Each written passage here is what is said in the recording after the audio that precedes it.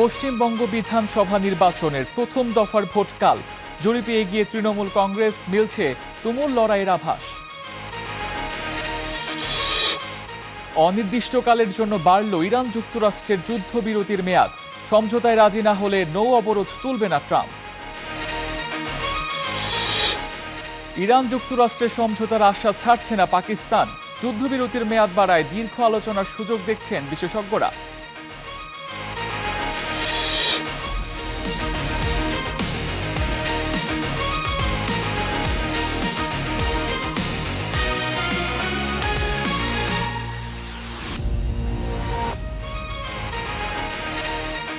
স্বাগত স্টার ওয়ার্ল্ডে, সঙ্গে আছি তামসিদ আহমেদ। পশ্চিমবঙ্গে বিধানসভার প্রথম দফার ভোট কাল। রাজ্যের 294টি আসনের মধ্যে বেশিরভাগ আসনেই তৃণমূল কংগ্রেসের সঙ্গে বিজেপির তুমুল লড়াইয়ের আভাস মিলছে। তবে কিছু কিছু আসনে চ্যালেঞ্জ ছুড়ে দিতে পারে কংগ্রেস, সিপিএম কিংবা ইন্ডিয়ান সেকুলার ফ্রন্টের মতো দলগুলো। তৃণমূল কংগ্রেসের জন্য এই নির্বাচন চতুর্থবারের মতো ক্ষমতা দখলে রাখার লড়াই, আর বিজেপির জন্য এটি বাংলায় ক্ষমতা বিস্তারের হাতছানি। বিধানসভার নির্বাচন ঘিরে সরগম পশ্চিমবঙ্গ। এবারও হেভিওয়েট প্রার্থীর তালিকায় সবার শীর্ষে রয়েছেন রাজ্যের মুখ্যমন্ত্রী মমতা বন্দ্যোপাধ্যায়ের নাম। তৃণমূল কংগ্রেসের টিকিটে ভবানীপুর আসন থেকে লড়ছেন তিনি। তুমি দেশটাকে টুকরো করতে চাও। এই আসনটিতে তার বিরোধিতা করছেন বিজেপি প্রার্থী শুভেন্দু অধিকারী। 29 এপ্রিল দ্বিতীয় দফায় এই আসনটিতে নির্বাচন। ভবানীপুরের পাশাপাশি পূর্ব মেদিনীপুর জেলার নন্দীগ্রামের আসনেও এবার প্রতিদ্বন্দ্বিতা করছেন তিনি। নির্বাচনী বৈতরণী পার করানো যাবে না। তৃণমূলের অন্যতম পরিচিত মুখ ফিরহাদ হাকিম। আসন্ন নির্বাচনে কলকাতা বন্দর আসন থেকে প্রতিদ্বন্দ্বিতা করছেন তিনি। বর্তমানে রাজ্যের পুরসভা ও নগর উন্নয়ন মন্ত্রণালয়ের পাশাপাশি কলকাতার মেয়র পদে রয়েছেন তিনি। বাংলার বঞ্চনা প্রথম দিকে পড়ে যাচ্ছে। কামারহাটি আসনে আলোচনায় তৃণমূলের মদন মিত্র। তিনি একাধারে রাজনীতিবিদ, অভিনেতা, প্লেব্যাক গানেও পরিচিতি রয়েছে তার। এছাড়া হাবড়া আসন থেকে লড়ছেন তৃণমূলের প্রার্থী সাবেক মন্ত্রী জ্যোতির্প্রিয় মল্লিক। অন্যদিকে শুভেন্দু ছাড়াও বিজেপির প্রার্থীদের মধ্যে খড়গপুর সদর আসন থেকে লড়ছেন দিলীপ ঘোষ। তিনি দলের সাবেক রাজ্য সভাপতি। শিলিগুড়িতে বিজেপি প্রার্থী বর্তমান বিধায়ক শঙ্কর ঘোষের দিকেও এবার নজর থাকবে রাজনৈতিক মহলের। 2021 সালে বিধানসভা নির্বাচনের ঠিক আগে বিজেপিতে যোগ দেন তিনি। শঙ্কর উত্তরবঙ্গের বিজেপির প্রধান মুখ। বিজেপি প্রার্থীর তালিকায় আরেকটি পরিচিত নাম রেখা পাত্র। এবারের নির্বাচনে হিঙ্গলগঞ্জ আসন থেকে লড়ছেন তিনি। হিঙ্গলগঞ্জ বিধানসভাকে আমাদের জয়যুক্ত করে নিজের মেয়ের হত্যার বিচার চেয়ে আন্দোলন করে উঠে আসা বিজেপির আরেক প্রার্থী হলেন রত্না দেবনাথ। বিজেপির হয়ে পানিহাটি আসন থেকে লড়ছেন তিনি। 2024 সালের 9 আগস্ট কলকাতার আরজিকর মেডিকেল কলেজ এবং হাসপাতালে ধর্ষণ ও নৃশংসভাবে খুনের শিকার ছাত্রীর মা হলেন এই রত্না। নারীদের নিরাপত্তা, নারী সুরক্ষা। এছাড়া মাথাভাঙ্গা থেকে নিশীথ প্রামিক, রাসবিহারী থেকে স্বপন কুমার দাশগুপ্ত, সোনাপুর দক্ষিণ থেকে অভিনেত্রী রূপা গাঙ্গুলি বিজেপির হয়ে লড়ছেন। এদিকে কংগ্রেসের প্রার্থীর তালিকায় অন্যতম হেভিওয়েট মুখ অধীর রঞ্জন চৌধুরী। এই নির্বাচনে বহরমপুর আসন থেকে লড়াই করছেন অধীর। দীর্ঘদিনের সংসদ সদস্য ও ভারতের সাবেক রেল প্রতিমন্ত্রীও ছিলেন তিনি। এবারের নির্বাচনে আরও একজন হেভিওয়েট প্রার্থী আম জনতা উন্নয়ন পার্টির হুমায়ুন কবির। আসন্ন নির্বাচনে রেজিনগর এবং নওদা এই দুই আসন থেকে লড়ছেন হুমায়ুন। মুর্শিদাবাদের বেঙ্গলডাঙ্গায় বাবরি মসজিদ নির্মাণের ঘোষণা দিয়ে গত ডিসেম্বরে তৃণমূলের রোষানলে পড়েছিলেন এই মুসলিম বিধায়ক। এরপরে দল থেকে সাসপেন্ড করা হয় তাকে। পরে নিজেই নতুন রাজনৈতিক দল গঠন করে নির্বাচনের ঘোষণা দেন। এছাড়া এবারের নির্বাচনে অংশ নিচ্ছেন ইন্ডিয়ান সেকুলার ফ্রন্ট ও বামপন্থী দল। সেকুলার ফ্রন্টের হয়ে ভাঙার আসন থেকে প্রতিদ্বন্দ্বিতা করছেন পীরজাদা মোহাম্মদ নওশাদ সিদ্দিকী। আর যাদবপুর কেন্দ্রে বাম প্রার্থী হিসেবে লড়ছেন আইনজীবী বিকাশ রঞ্জন ভট্টাচার্য। পশ্চিমবঙ্গে বিধানসভার নির্বাচনে রাজ্যের 294টি আসনে ভোট গণনা 4 মে। কাজী শাহরিন, স্টার নিউজ। পশ্চিমবঙ্গের বিধানসভা নির্বাচনে তৃণমূল কংগ্রেস ও বিজেপির মধ্যে তুমুল লড়াইয়ের আভাস মিলছে। বেশিরভাগ জরিপে এগিয়ে তৃণমূল কংগ্রেস, তবে বিজেপি নিয়ন্ত্রিত গণমাধ্যমগুলোর জরিপে এগিয়ে বিজেপি। পশ্চিমবঙ্গ বিধানসভা নির্বাচনে মোট আসন সংখ্যা 294টি। সরকার গঠনের জন্য পেতে হবে 148টি আসন।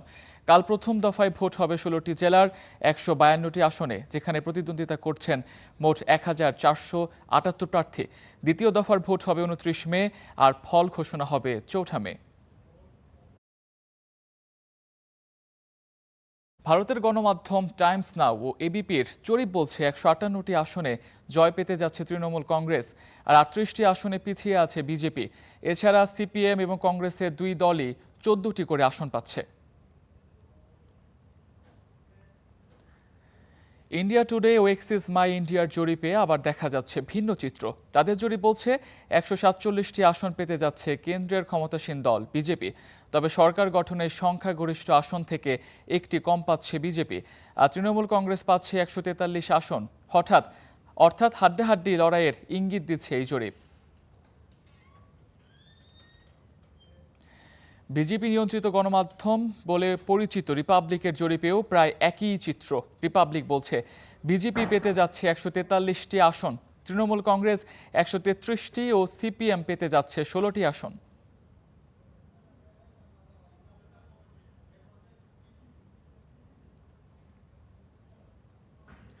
ইটিজি রিসার্চ নামে আরেকটি সংস্থার জরিপে দেখা যাচ্ছে যে তৃণমূল কংগ্রেস 169টি আসন পেয়ে অনেকটা এগিয়ে, অর্থাৎ সরকার গঠনের জন্য সংখ্যাগরিষ্ঠ আসন পেতে যাচ্ছে তৃণমূল, আর মোদির বিজেপি 110টি আসন।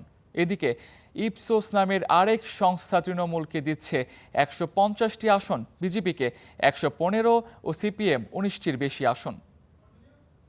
আরেক গণমাধ্যম ইন্ডিয়া টিভির জরিপে আবার বিপরীত চিত্র।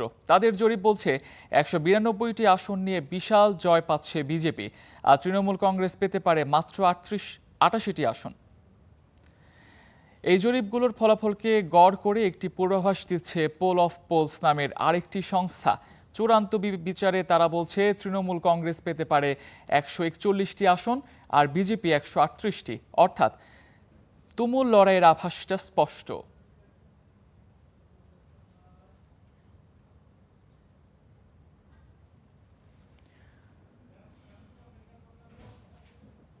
পশ্চিমবঙ্গ বিধানসভার ভোটের দিকে নজর রাখছেন সহকর্মী সুজিত দোয়ারি। আমরা সরাসরি যুক্ত হচ্ছি তার সাথে।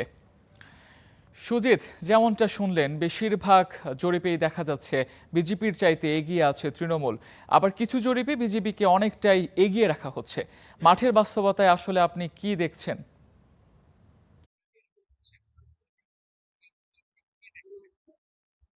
দেখুন, আপনাকে জানিয়ে রাখি যে একেবারে রাত পেরোলেই কিন্তু নির্বাচন, পশ্চিমবঙ্গের যে দফায় নির্বাচন ছিল সেই দফার প্রথম দফা নির্বাচন হতে চলেছে।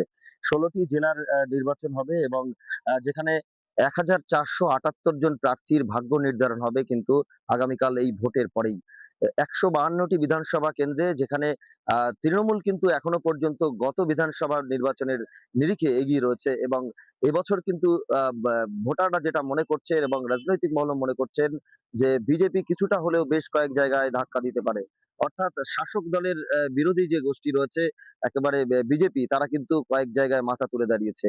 সেভাবেই কিন্তু আসলে 4 মে পর্যন্ত আমাদের পুরোপুরি রেজাল্টের জন্য তো অপেক্ষা করতেই হবে। তার আগে আপনাকে বলে রাখি যে এই যে সমস্ত কেন্দ্রে আগামীকাল নির্বাচন হবে বৃহস্পতিবার, সেই সমস্ত কেন্দ্রে কিন্তু ইতিমধ্যেই ডিসিআরসি কেন্দ্র থেকে ভোটাররা, ভোটকর্মী যারা রয়েছে এবং কেন্দ্রীয় বাহিনী এবং পুলিশ, তারা কিন্তু মোতায়েন করা হয়ে গিয়েছে এবং ইতিমধ্যেই তারা বিভিন্ন কেন্দ্রে তারা পৌঁছে গিয়েছেন। আজকে সারা রাত থেকে সেখানে থাকবেন এবং সকাল থেকেই চলবে নির্বাচনের কাজ। আপনাকে বলে রাখি যে মুর্শিদাবাদ কেন্দ্র এবং মালদা কেন্দ্রকে অতি স্পর্শকাতর হিসাবে ধরা হচ্ছে এবং এছাড়াও বেশ কয়েকটি কেন্দ্র রয়েছে যে কেন্দ্রগুলিকে নির্বাচন কমিশন আগে থেকেই ম্যাপিং করেছে, যে কেন্দ্রগুলিতে আগেভাগে গন্ডগোল হচ্ছে, অতীতে দেখা গিয়েছে যে সমস্ত কেন্দ্র ঝামেলা হচ্ছে, সেগুলো কিন্তু অতি সুজিত, স্পর্শকাতর হিসাবে ধরা আরেকটা হচ্ছে। বিষয় এখানে একটু আমি জানতে চাই। আপনি বলছিলেন যে 2টি আসন খুবই স্পর্শকাতর, তো আমরা প্রত্যেকবারই দেখি বিধানসভা নির্বাচনে কিছুটা ঘোলাটে পরিস্থিতি তৈরি হয়ে যায়, কিছু সহিংসতার খবরও আমরা আগে পেয়েছি। এবারে আসন কি কেমন দেখছেন? এবারে পরিস্থিতি কেমন হতে পারে?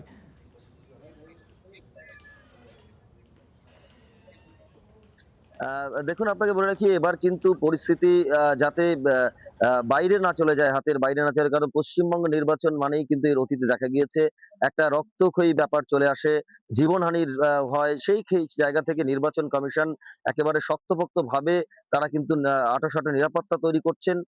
যদি এই কোনো রকম রক্তপাতহীন ভোট করানো যায়, এটাই কিন্তু নির্বাচন কমিশনের কাছে বড় চ্যালেঞ্জ হয়ে দাঁড়িয়েছে। এবং যে সমস্ত স্পর্শকাতর বুথ রয়েছে সেখানেও বাড়তি নজরদারি রয়েছে। প্রসঙ্গে বলে রাখি, মুর্শিদাবাদ এলাকায় কিন্তু ৩১৬ কোম্পানির কেন্দ্রীয় বাহিনী রয়েছে এবং অতিরিক্ত পুলিশ মোতায়েন হয়েছে, এবং ওই জেলাকে নির্বাচন কমিশন স্পর্শকাতরের কারণে কিন্তু দুটি ভাগে ভাগ করে নিয়েছে। এবং নির্বাচন কমিশনের কাছে চ্যালেঞ্জ থাকবে শুধু বুথ কেন্দ্র নয়, বুথের মধ্যে যারা ভোটার আসে ভোট দিতে তারা নয়, যারা এলাকাতেও তারা যাতে সুরক্ষিত থাকে, সেটাই এখন দেখার। আগামীকালের জন্য ওয়েট করতে হবে কিভাবে তারা নিরাপত্তা এলাকাতেও দিতে পারে। কারণ অনেক ক্ষেত্রে অতীতে আমরা দেখেছি যে ভোটারদের বাড়ি থেকে বেরোতে দেওয়া হচ্ছে না, পাড়াতেই আটকে দেওয়া হচ্ছে, ভোট কেন্দ্রে ঢোকার অনেক আগেই আটকে দেওয়া হচ্ছে। সেক্ষেত্রে এই যে কেন্দ্রীয় বাহিনী বা পুলিশ রয়েছে তারা কিন্তু ভোট কেন্দ্রের কাছেই থাকে।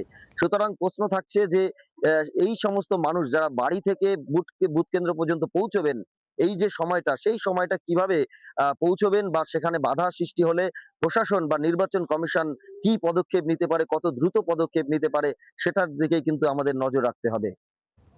ধন্যবাদ সুজিত। পশ্চিমবঙ্গ থেকে বিধানসভার প্রথম দফার ভোট নিয়ে কলকাতা থেকে কথা বলছিলেন সহকর্মী সুজিত দুয়ারী।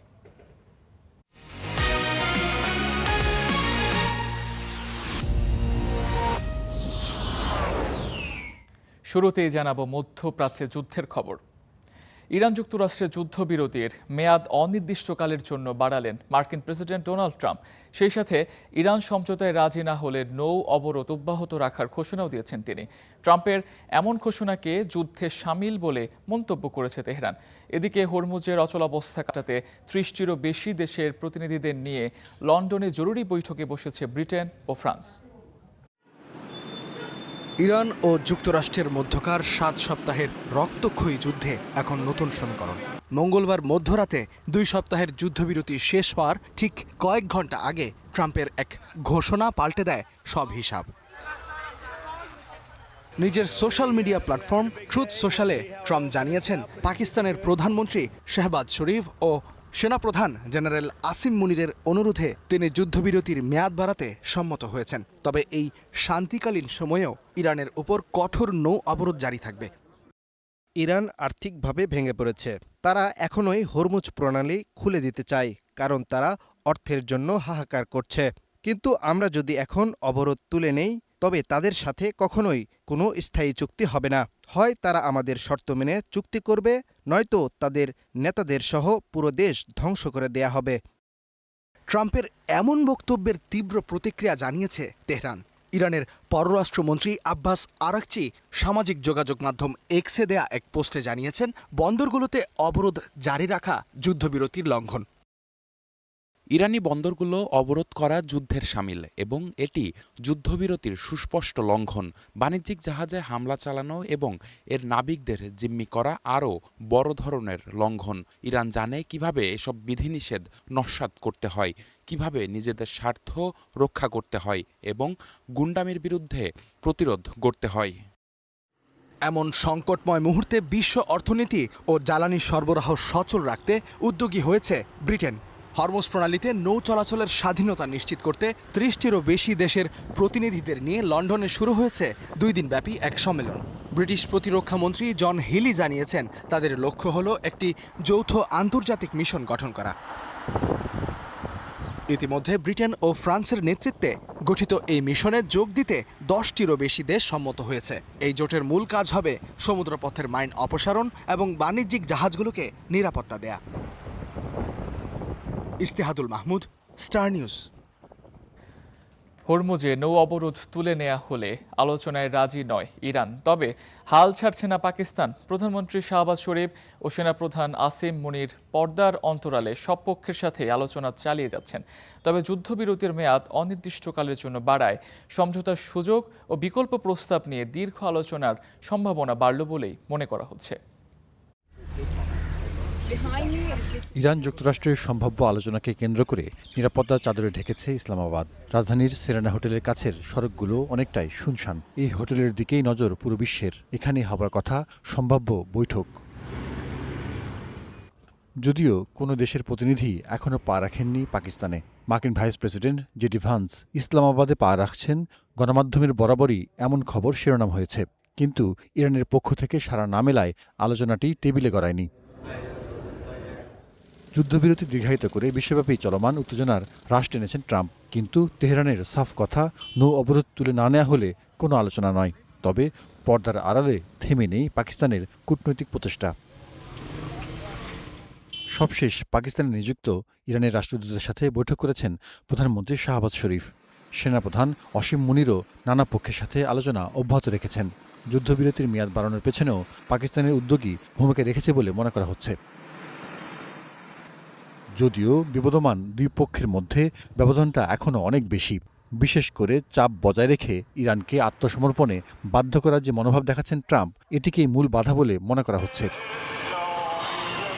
এছাড়া ইরানের সমৃদ্ধ করা ইউরেনিয়ামের নিরাপদ হস্তান্তর, লেবাননে যুদ্ধবিরতি চুক্তি কার্যকর করার মতো বিষয়গুলো অমীমাংসিত রয়ে গেছে।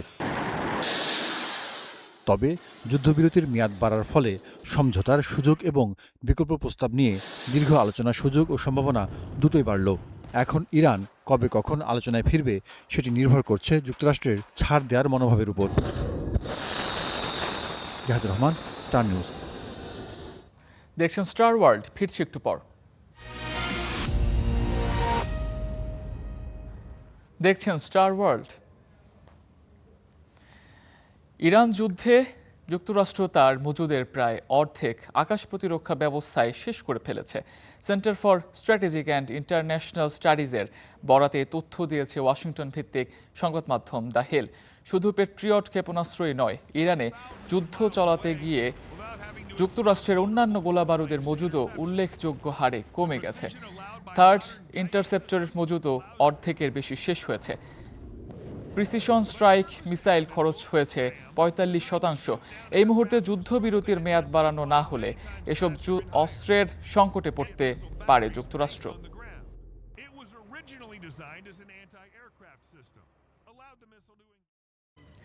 এদিকে যুদ্ধবিরতির মেয়াদ শেষ হবার আগে খোররাম শাহর 4 নামের দূরপাল্লার একটি ক্ষেপণাস্ত্র নিয়ে তেহরানের রাজপথে শোভাযাত্রার আয়োজন করে ইরানের সামরিক বাহিনী। তেহরানের রেভলিউশনারি স্কোয়ারের হাজারো মানুষের সামনে ক্ষেপণাস্ত্রটি প্রদর্শন করা হয়। উচ্ছ্বসিত ইরানিরা পতাকা নেড়ে স্বাগত জানায়। খোররাম শাহর 4 ইরানের একটি অন্যতম দূরপাল্লার ব্যালিস্টিক ক্ষেপণাস্ত্র। ভূমি থেকে ভূমিতে নিক্ষেপযোগ্য এই ক্ষেপণাস্ত্র অন্তত ২০০০ কিলোমিটার দূরে লক্ষ্যবস্তুকে হামলা চালাতে সক্ষম। এটির ওয়ারহেড ১ টনেরও বেশি উচ্চমাত্রার বিস্ফোরক বহন করতে সক্ষম। সাম্প্রতিক যুদ্ধে ইসরায়েল এ ধরনের ক্ষেপণাস্ত্র ব্যবহার করেছে ইরান।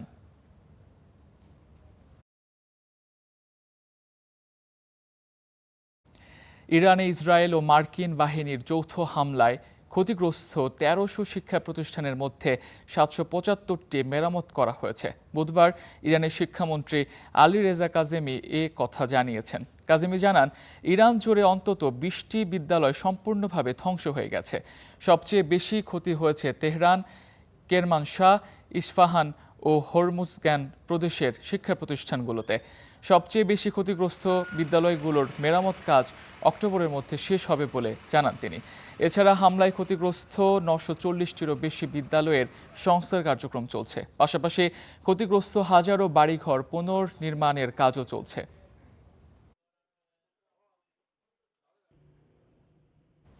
যুদ্ধবিরতি সত্ত্বেও লেবাননে ইসরায়েলি হামলা অব্যাহত আছে। স্থানীয় সংবাদ মাধ্যম জানিয়েছে, বেকা অঞ্চলে ড্রোন হামলায় বেশ কজন হতাহত হয়েছে। এছাড়া দক্ষিণ লেবাননে ২ হিজবুল্লাহ সদস্যকে হত্যার দাবি করেছে ইসরায়েল। কথিত হলুদ রেখা অতিক্রম করার অভিযোগে তাদের লক্ষ্যবস্তু করা হয় বলে দাবি ইসরায়েলি সেনাদের। বিবৃতিতে বলা হয়, তাৎক্ষণিক হুমকি দূর করতেই তাদের গুলি ছোড়া হয়। এদিকে হিজবুল্লাহর বিরুদ্ধে একসাথে কাজ করতে লেবানন সরকারের প্রতি আহ্বান জানিয়েছে ইসরায়েল। কাল বৃহস্পতিবার যুক্তরাষ্ট্রের ওয়াশিংটনে লেবানন ও ইসরায়েলের মধ্যে সরাসরি আলোচনার আগে এই আহ্বান জানালো তেল আবিব।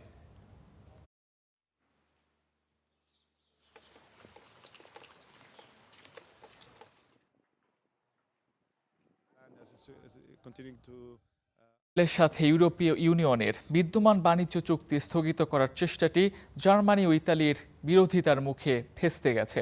মঙ্গলবার লুক্সেমবার্গে ইইউ পররাষ্ট্রমন্ত্রীদের এক বৈঠকে স্পেন, স্লোভেনিয়া ও আয়ারল্যান্ডের এই প্রস্তাব উত্থাপন করে। গাজায় চলমান যুদ্ধ ও পশ্চিম তীরে সহিংসতার প্রতিবাদে এ পদক্ষেপের দাবি জানানো হয়। তবে জার্মানি ও ইতালি এটিকে অনুপযুক্ত উল্লেখ করে প্রত্যাখ্যান করেছে। ইইউ এর নীতি নির্ধারকদের এই বিভক্তিকে আন্তর্জাতিক আইনের পরাজয় হিসেবে দেখছে প্রস্তাবকারী দেশগুলো। অন্যদিকে গাজা পুনর্গঠনের সম্ভাব্য ব্যয় $71 বিলিয়ন দাঁড়িয়েছে বলে জানিয়েছে ইউরোপীয় ইউনিয়ন।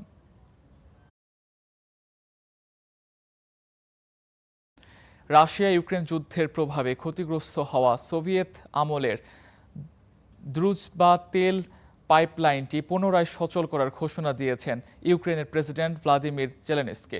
মঙ্গলবার তিনি জানান, পাইপলাইনটি মেরামত সম্পন্ন হয়েছে এবং এটি এখন তেল পরিবহনের জন্য প্রস্তুত। এর ফলে ইউক্রেনকে দেওয়ার জন্য ইউরোপীয় ইউনিয়নের 90 মিলিয়ন ইউরোর ঋণে হাঙ্গেরি আর ভেটো প্রদান করবে না বলে আশা করছে কিয়েভ। যুদ্ধে ক্ষতিগ্রস্ত পাইপলাইন বন্ধ থাকায় হাঙ্গেরির তেল সরবরাহ ব্যাহত হচ্ছিল। অভিযোগ ছিল ইউক্রেন ইচ্ছা করে আটকে রেখেছে তেলের প্রবাহ। পাইপলাইন মেরামত নিয়ে কিয়েভ ও বুদাপেস্টের মধ্যে দীর্ঘ পাল্টাপাল্টি অভিযোগ চলে আসছিল। এরই মধ্যে রাশিয়ার সামারা অঞ্চলে 21 এপ্রিল পাইপলাইন সরবরাহ চেইনের একটি স্থাপনায় ড্রোন হামলা চালিয়ে ইউক্রেনীয় নিরাপত্তা বাহিনী।